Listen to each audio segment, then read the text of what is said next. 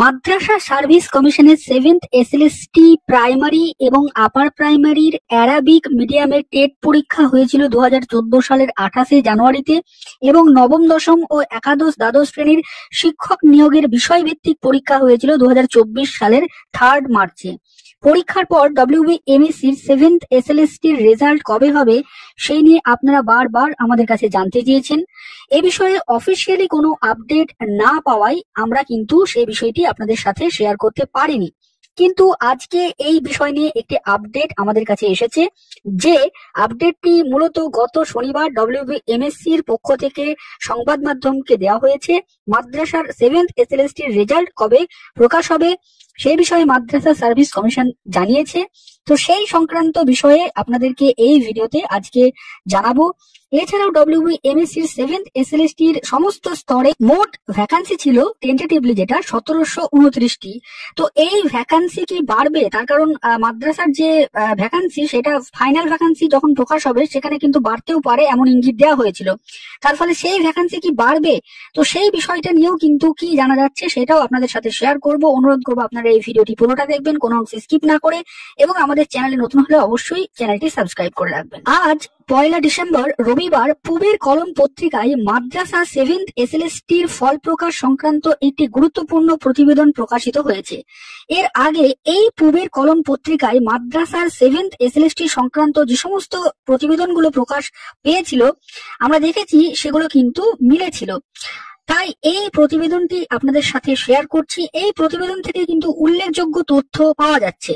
এই প্রতিবেদনটা থেকে যেটি জানা যাচ্ছে সেটা হচ্ছে WBMSC গত শনিবার মানে 30শে নভেম্বর জানিয়েছেন যে তারা আগামী সপ্তাহে WBMSCর 7th এসএলএসটির রেজাল্ট প্রকাশ করবেন। অর্থাৎ যে লিখিত পরীক্ষা তারা নিয়েছেন নবম, দশম, একাদশ, দ্বাদশের জন্য সেই বিষয়ভিত্তিক পরীক্ষার তারা রেজাল্ট প্রকাশ করবেন।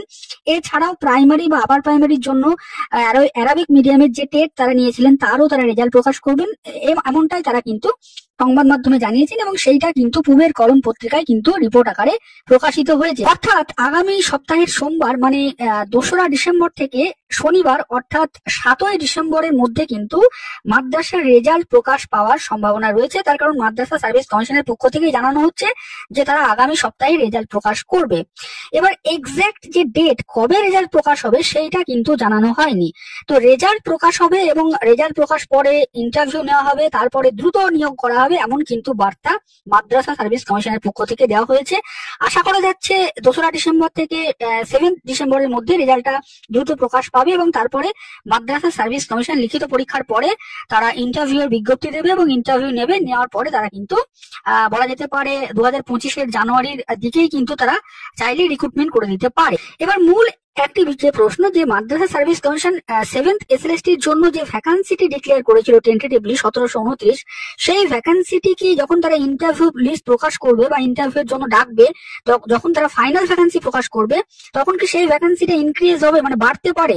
তো এমন কিন্তু এই বাড়তে পারে ভ্যাকান্সি এমনও কিন্তু ইঙ্গিত পাওয়া যাচ্ছে।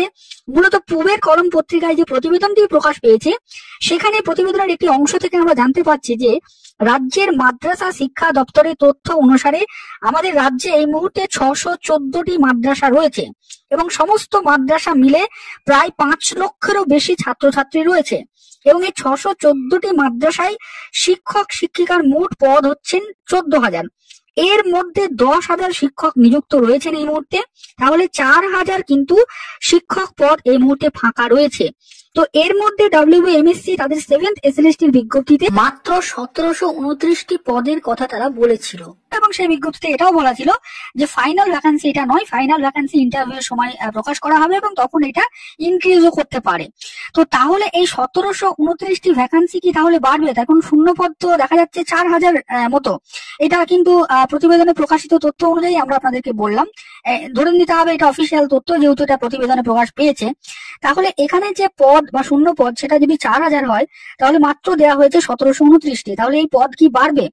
তো এই পদটি বাড়ার সম্ভাবনা রয়েছে যখন ফাইনাল ভ্যাকান্সি প্রকাশ হবে, যখন রেজাল্ট বার করার পরে তারা যখন ইন্টারভিউ লিস্ট পাবলিশ যেটা যখন করবে, যে কতজন ইন্টারভিউ ডাক পাচ্ছে, সেই মুহূর্তে কিন্তু ইন্টারভিউ লিস্ট পাবলিশ করার সময় ফাইনাল ভ্যাকান্সি প্রকাশ হবে এবং সেখানে কিন্তু এই 1729টি ভ্যাকান্সি কিন্তু বাড়ার সম্ভাবনা রয়েছে।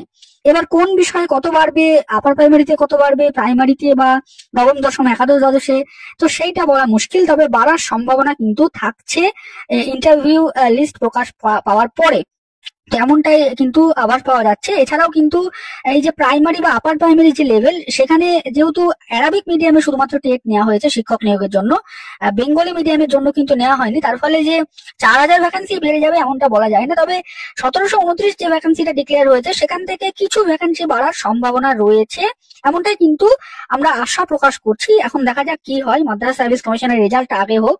তো এই বিষয়টা আপনারা সকলেই জানতে চাইছিলেন, সেটা সকলকে আপনাদেরকে ইনফর্ম করলাম।